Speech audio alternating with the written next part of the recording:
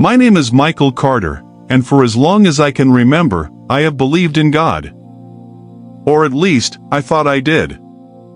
Faith was never a question in my house, it was a certainty, a foundation on which everything else stood. My mother made sure of that. She would sit me down at the kitchen table every evening, her Bible open in front of her, and say, "Michael, without God, we are nothing." Never forget that. Her words were a command, not a suggestion.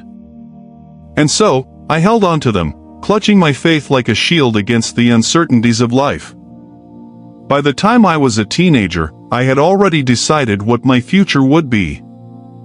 I would dedicate my life to serving God. Becoming a priest wasn't just a choice, it was a calling.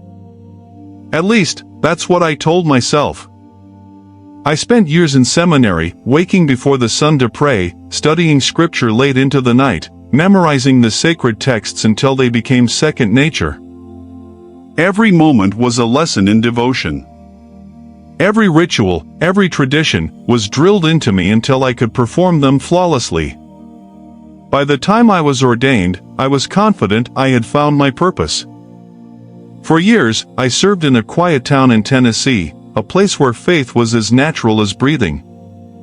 The people there trusted me. They came to me when they were lost, when grief swallowed them whole, when their burdens were too heavy to carry alone.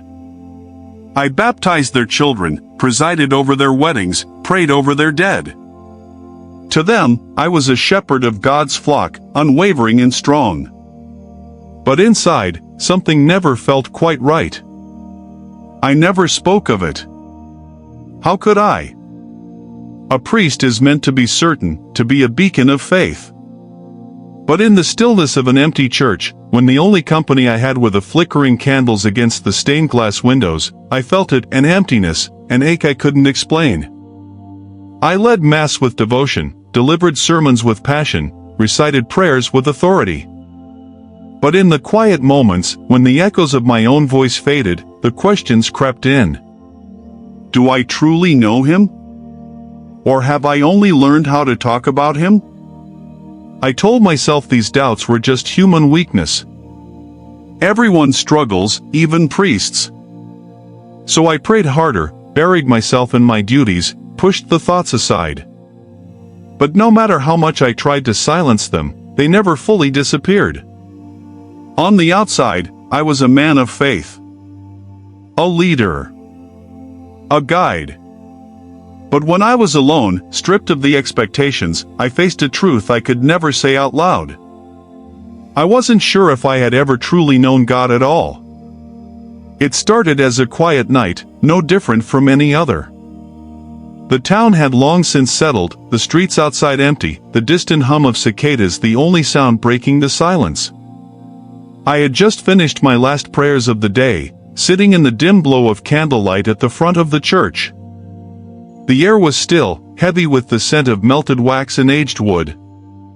I tilted my head back, my eyes locking onto the crucifix above the altar. The carved figure of Christ hung there, his eyes cast downward as if looking straight into my soul. A familiar weight settled in my chest, the same restless emptiness that had followed me for years. What am I missing? I whispered into the quiet. Why do I feel so far from you? I closed my eyes, pressing my hands together, willing myself to feel something, anything, that would push away the doubt. But instead, I felt something else. A strange pressure in my chest. Subtle at first, like a tightness after holding my breath too long. I shifted, adjusting my posture, assuming it was nothing more than stiffness from sitting too long. But the pressure deepened, spreading outward like fire licking through my ribs. I inhaled sharply. A sudden, crushing pain shot down my left arm. My fingers tingled, my body growing weaker by the second. No. I tried to push myself up from the pew, but my legs wouldn't respond. My breath came in short, shallow gasps, my vision distorting as the candlelight stretched and blurred. The walls of the church seemed to tilt, warping like a reflection on water. My heartbeat thundered in my ears, a deafening, erratic rhythm. I'm dying. The realization hit me like a sledgehammer. Right here, in the very place I had dedicated my life to serving God.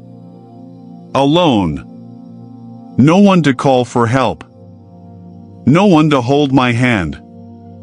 No, I gasped, forcing my arm forward, my fingers grazing the altar as if touching it would somehow keep me here. But my strength was fading. My knees buckled, and I collapsed onto the cold stone floor. The impact barely registered. All I could feel was the relentless, crushing weight in my chest. The burning in my lungs. The terrifying certainty that I was slipping away.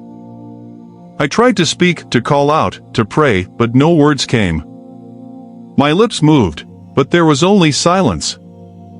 My mind screamed, but my body betrayed me. Darkness crept in at the edges of my vision, swallowing the candlelight, pulling me under. My thoughts slowed, my awareness unraveling like a thread being pulled from a fraying rope. Then, nothing. No pain. No sound. No breath. Just nothing. I don't know how long I floated in that emptiness. Time didn't exist there. It could have been seconds, or it could have been an eternity. But then, something changed. A strange sensation washed over me, like being lifted, not by hands, not physically, but in a way I couldn't describe. I became aware of my surroundings again, but not as I had known them before. It was as if I were looking down from somewhere else, from a vantage point outside of myself.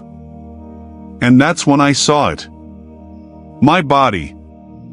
Lying motionless on the cold floor of the church. It didn't look like me. It looked empty. Like an abandoned shell, fragile and pale. My arms lay limp at my sides, the flickering glow of candlelight casting long shadows across my still face. A small smear of blood darkened the stone where my head had struck the ground. I should have been afraid. I was floating above my own body, staring down at myself, motionless save pale, lifeless on the cold stone floor of the church. It was a sight that should have filled me with horror, but instead, I felt detached. I wasn't in pain anymore. The crushing weight in my chest, the burning in my lungs, the sheer terror of dying alone, all of it had vanished. I was weightless, suspended in a strange stillness that made no sense. But something was wrong. The church, my church, felt different. The warmth that had always filled the space was gone. The glow of candlelight seemed dull, as if struggling against something unseen. And then I noticed it. A shadow. It moved just beyond the reach of the flickering flames, slithering between the pews like living smoke. At first, I thought my eyes were playing tricks on me, that the dim lighting was warping my vision. But then it grew. It spread, stretching toward me in slow, unnatural movements. And it wasn't alone. More shadows emerged, seeping from the corners of the church like ink bleeding into water. They had no defined shapes, no faces, just shifting darkness that pulsed with something wrong. The air changed. It grew thick, suffocating, pressing down on me even though I no longer had a body to feel it. A low hum filled the space, a sound that wasn't quite a whisper but wasn't a voice either. It was distant, yet intimate, like something speaking directly into the core of my being. Michael. The sound of my name sent a shock through me, a sensation I had no words for. The shadows knew me. They weren't just things. They were aware. Panic gripped me. I tried to move, to back away, to retreat, but I had no control. I wasn't standing. I wasn't floating. I simply was, and whatever these things were, they were closing in fast. No, I whispered, though I had no breath. The shadows circled me, drawing closer, their presence colder than anything I had ever known. It was a cold that seeped into something deeper than flesh, a cold that reached into my very soul. I fought against it, but there was nothing to fight with. I had no arms, no legs, nothing tangible to push against the pull. Yet I felt it, something dragging me downward, away from the altar, away from the dim light of the candles, deeper into the darkness. No! Please! I tried to scream, but there was no voice, only the desperate echo of my own fear inside my mind. The shadows didn't speak in words, but I could hear them. A chorus of whispers that weren't really whispers at all, just the feeling of something vile and ancient pressing against me, suffocating me with their presence. I had preached about spiritual battles. I had warned my congregation of the dangers of darkness. But I had never truly understood. Not until now. This wasn't just darkness. This wasn't just death. This was something else. Something worse. And it wanted me. I struggled, desperate to resist the pull, but it was like trying to fight against an ocean current. The more I fought, the stronger it became. My mind raced. I had spent my whole life teaching others to trust in God, to have faith in His presence.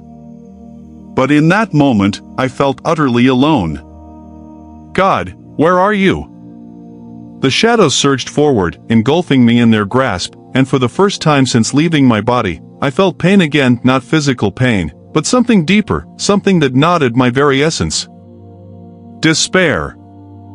The weight of every doubt I had ever buried, every moment of emptiness I had ignored, crashed down on me like a flood.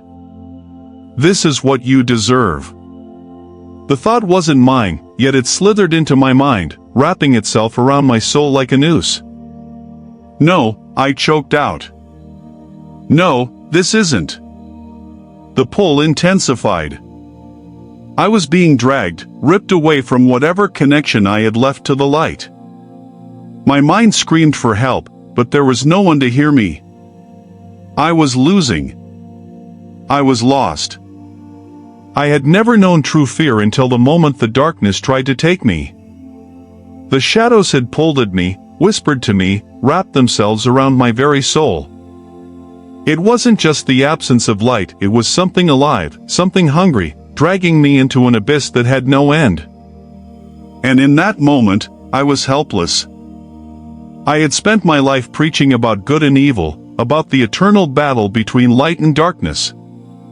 But I had never felt it. Not like this. Not until I was on the brink of being lost forever. And then, the light came.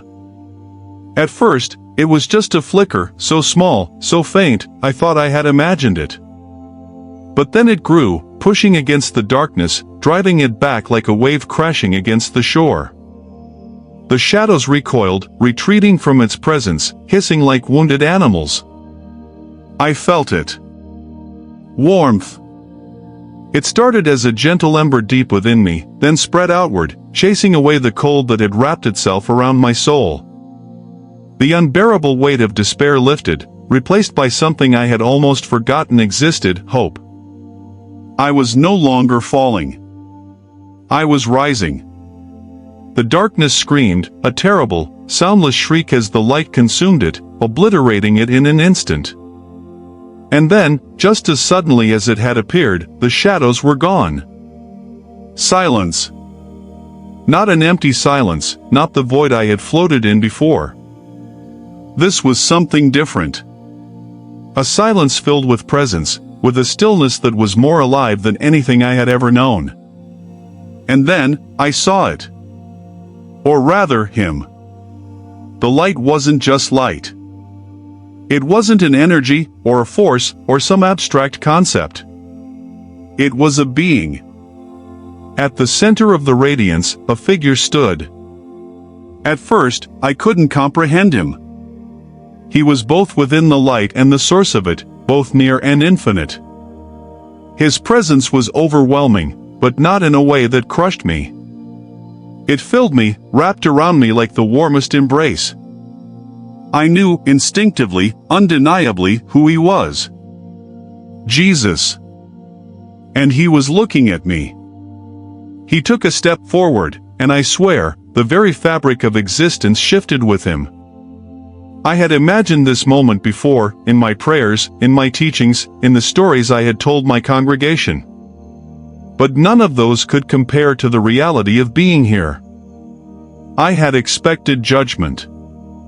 I had expected fire, thunder, something grand and terrible. But what I saw in his eyes was none of that.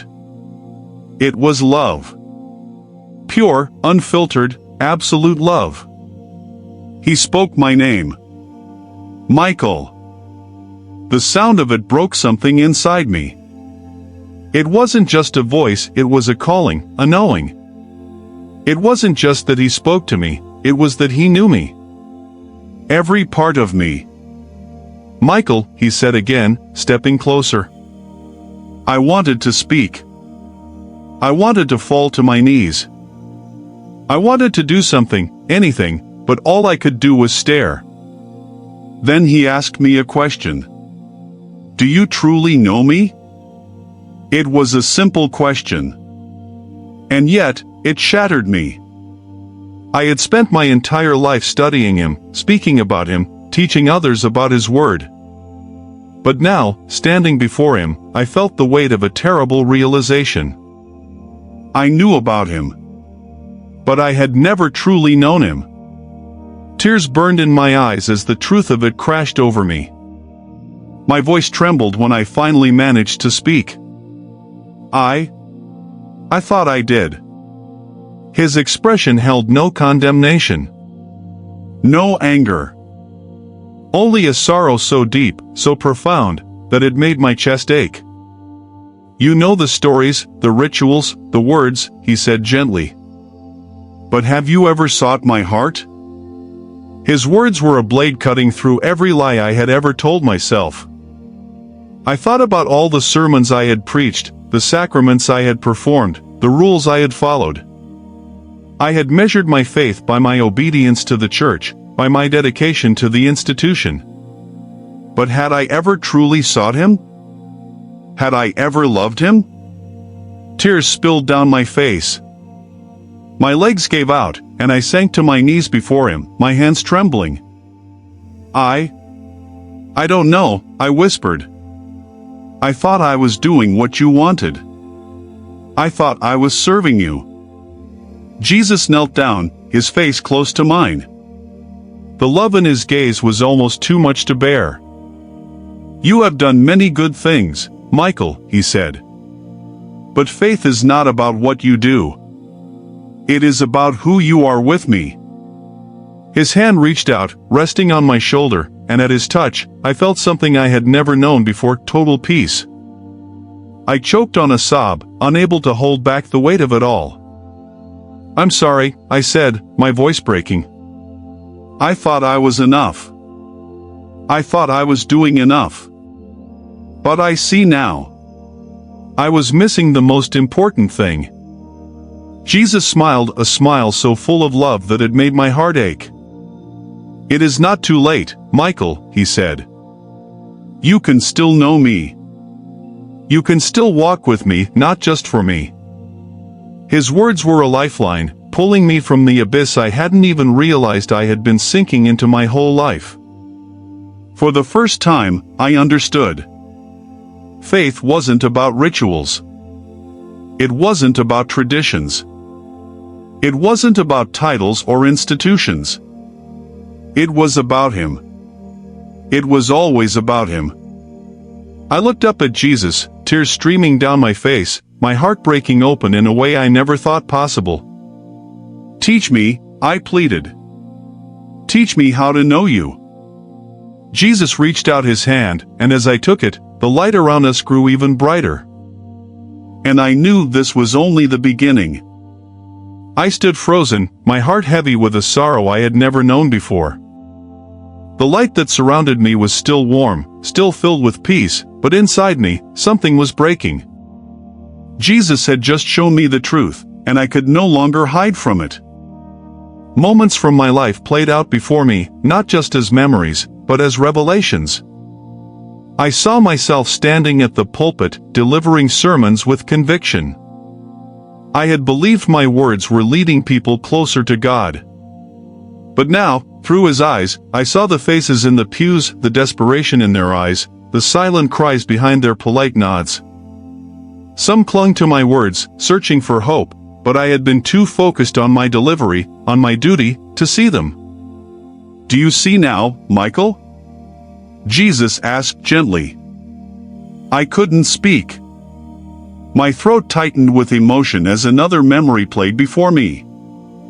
A mother stood before me, holding her newborn child, her eyes filled with gratitude as I lifted my hand in blessing. It had been a routine moment for me, a sacrament I had performed countless times. But now, I saw it differently. She had been trembling. Not just with joy, but with fear. She had been searching for reassurance, for comfort, for someone to truly see her and tell her she wasn't alone. And yet, I had rushed through the blessing, my mind already on my next task. Tears burned in my eyes. I had thought I was doing God's work, but now, I realized how many times I had simply gone through the motions. The scene changed again. I was in a hospital room, standing beside a dying man. His family surrounded him, their faces etched with grief.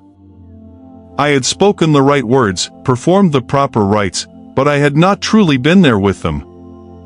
I had been thinking about the service I needed to lead later that evening, about the responsibilities waiting for me at the church. I had given them my presence, but not my heart. "The church is not an institution, Michael," Jesus said, his voice heavy with meaning.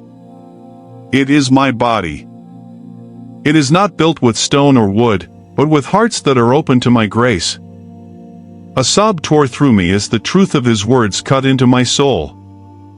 I had spent my entire life believing I was serving God, believing I was leading others to Him. But now I saw how often I had failed. Not in my actions, but in my heart. I had followed the rituals. I had upheld the traditions. But I had not truly loved. "I thought I was doing what you wanted," I whispered, my voice barely audible. "I thought obedience was enough." Jesus stepped closer, his eyes filled with sorrow, but not disappointment. There was no anger in his face, no condemnation. Only deep, unshakable love. "Obedience matters," he said gently. But love is greater. "You have followed my words, but have you followed my heart? But love is greater." "You have followed my words, but have you followed my heart?" I broke my knees. I was wrong, I was so wrong. I had been proud of my discipline, my devotion, my unwavering commitment to the rules of my faith. But in that pride, I had missed the very heart of God. Tears poured down my face as I gasped for breath. How could I have been so blind? How could I have let myself believe that rituals were enough? Jesus knelt before me, his presence overwhelming but not crushing. His hand reached out, resting lightly on my shoulder. Instantly, warmth flooded through me, not erasing my sorrow, but holding me in it. "Michael," he said, his voice filled with unshakable love. "I do not condemn you. I know your heart, and I know the burdens you have carried.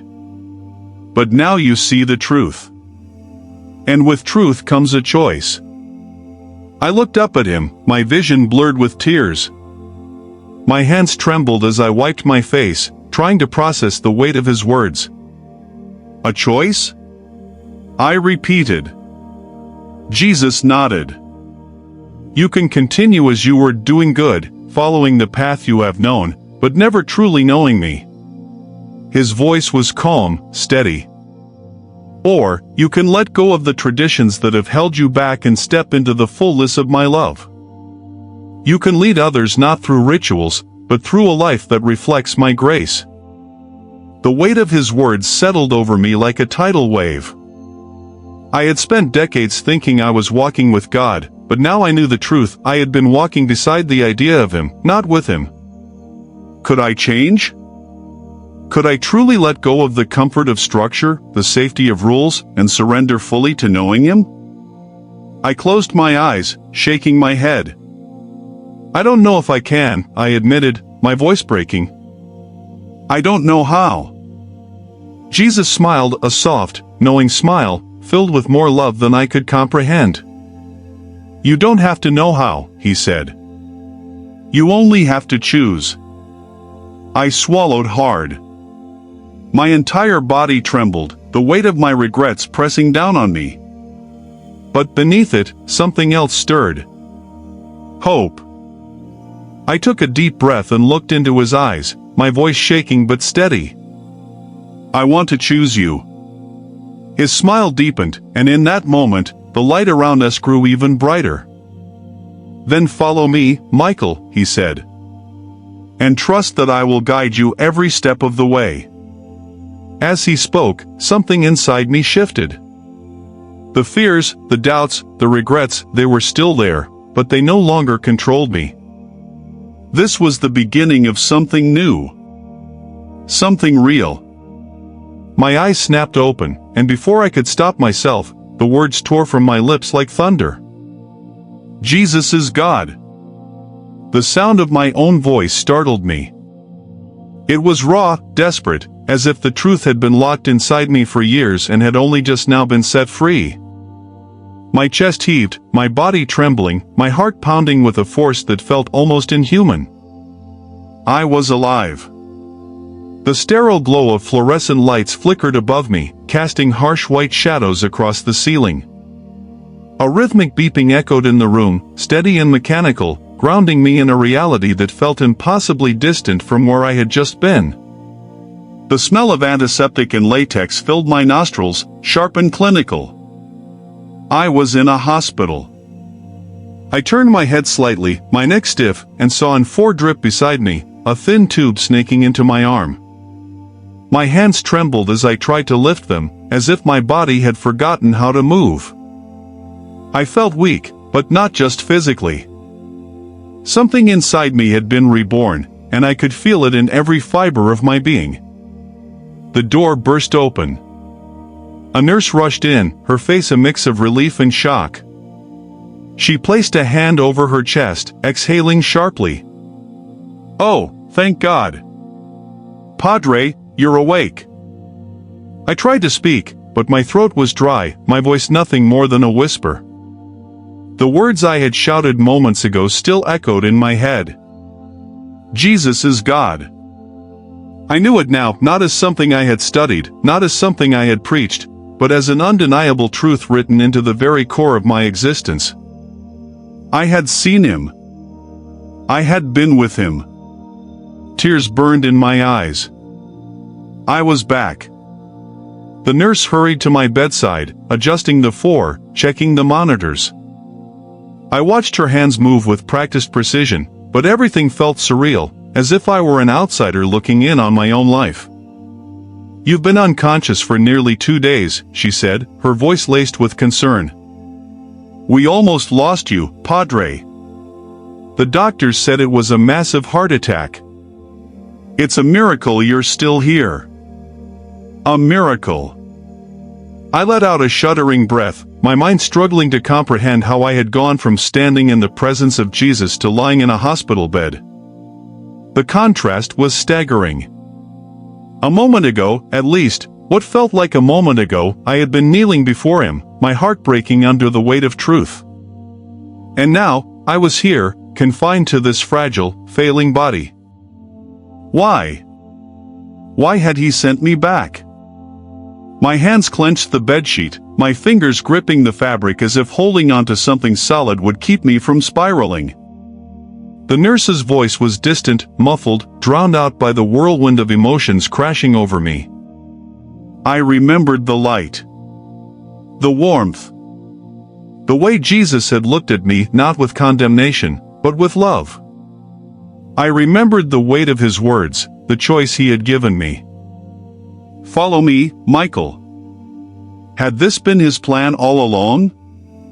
Had He brought me back for a reason? The nurse noticed my distress and placed a comforting hand on my arm. "Padre, are you in pain?"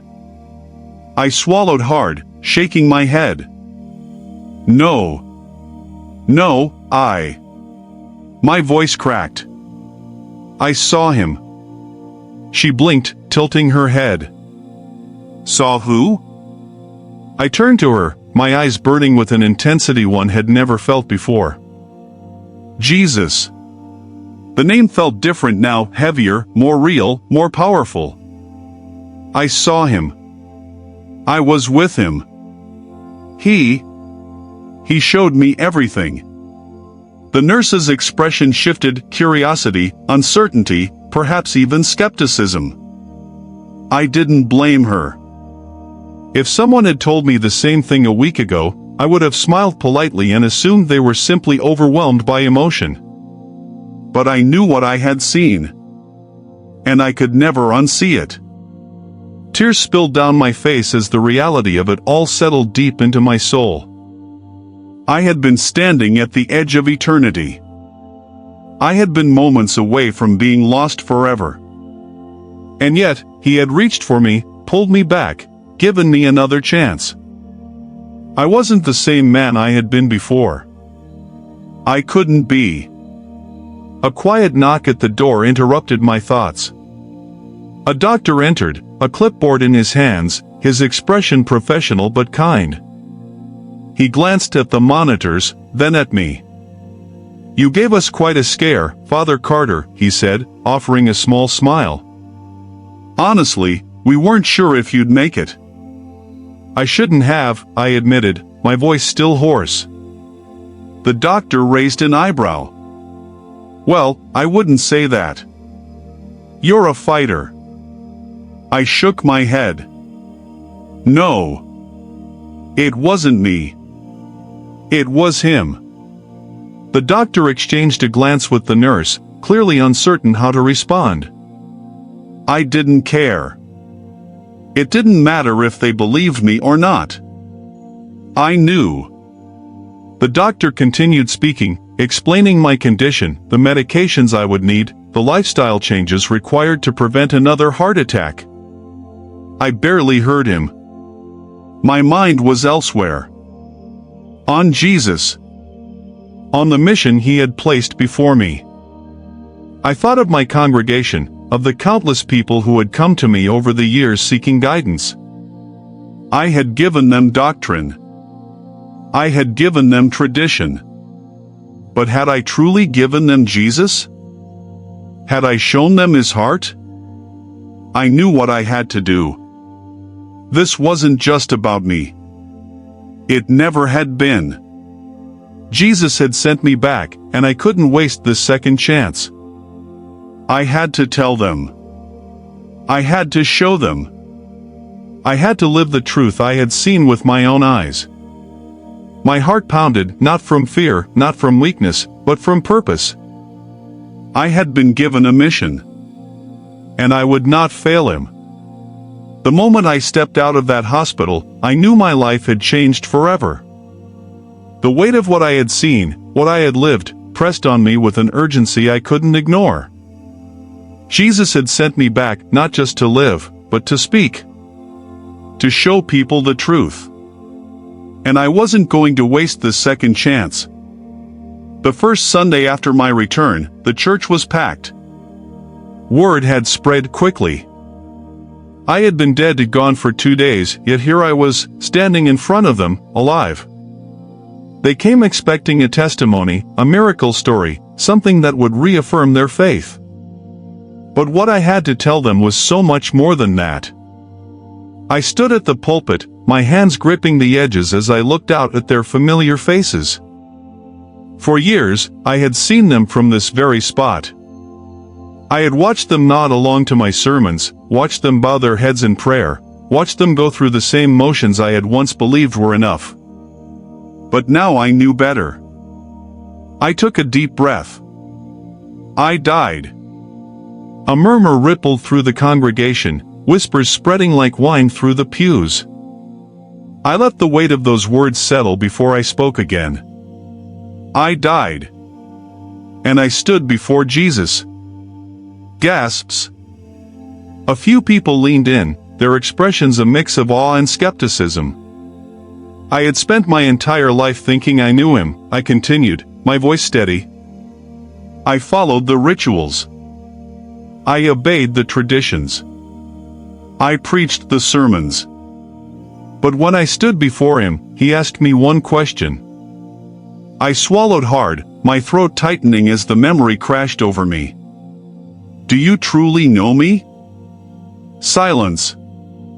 A heavy, thick silence that filled every inch of the room. I could see it in their faces, the doubt, the discomfort.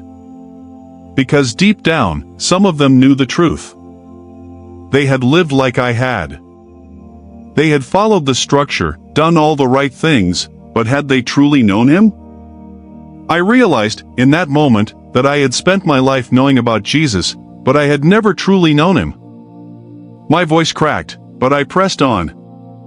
And I know that some of you feel the same way. The silence shifted. It wasn't just stillness anymore. It was conviction. I saw tears in some eyes. A few people lowered their heads. Others just stared, waiting for what I would say next. He showed me my life, I continued, my chest tightening with the weight of it. He showed me the moments when I thought I was serving him, but I was only serving an institution.